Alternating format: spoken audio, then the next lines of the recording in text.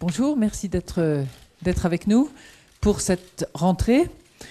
Laurent et moi, nous allons vous commenter rapidement, finalement, notre rentrée, à nous aussi, sur le terrain de l'emploi, et vous dire que nous avons décidé, pour afficher très clairement nos priorités en ces périodes d'urgence, de rassembler dans une même réunion, qui vient de se terminer, l'ensemble des acteurs du service public de l'emploi.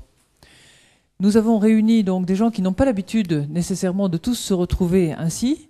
On pense aux acteurs traditionnels, on pense à Pôle emploi, on pense à l'AFPA, on pense à l'APEC. On ne pense pas nécessairement en même temps aux 22 préfets de région, aux 22 directeurs régionaux du travail, de l'emploi et de la formation professionnelle, à la DGFIP, à la DGTPE. Cette réunion dont le but était de s'assurer que tous les acteurs de l'emploi sont sur le pont et qu'en aucun cas nous ne ralentissions le rythme dans le cadre de la rentrée, on a fixé aux différents acteurs, donc tous ceux que Christine a évoqués, ce qui est quand même une première, les priorités pour nous de la rentrée. La première est d'abord la poursuite de la mobilisation renforcée de Pôle emploi, ce qui est pour nous très important, avec les effectifs supplémentaires qui doivent être sur le terrain pour faire face à la nouvelle augmentation des demandeurs d'emploi. Le deuxième axe de priorité, favoriser le maintien des salariés dans l'emploi, tout plutôt que le chômage. À ce titre, un travail considérable a été fait pour améliorer l'activité partielle, mais la priorité maintenant est de s'assurer que ça se décline dans les PME et dans des secteurs qui n'ont pas l'habitude de recourir à l'activité partielle. Troisième axe, l'emploi des jeunes. Dans le cadre de la rentrée, vous le savez, ça fait maintenant 3 mois suite au travail qui nous avait été passé par le président de la République que nous nous battons pour que les mesures d'urgence pour l'emploi des jeunes soient opérationnelles.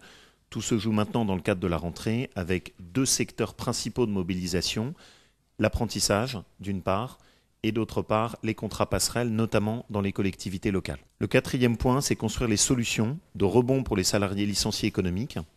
Je pense notamment au contrat de transition professionnelle et à la convention de reclassement personnalisé. Le 5e axe, c'est celui qui, au fur et à mesure que on sortira de la crise, deviendra de plus en plus important, c'est anticiper les nouveaux besoins de demain, les nouveaux chantiers de recrutement. De ce point de vue, il s'agit de travailler avec tous nos partenaires au sein du gouvernement. Je pense notamment à toute l'équipe de Borloo autour des chantiers du développement durable ou encore avec les équipes autour de Xavier Darcos pour tout ce qui est le service à la personne. Donc la commande que nous avions du président et du Premier ministre était dans un délai très court de forger le plus possible d'outils.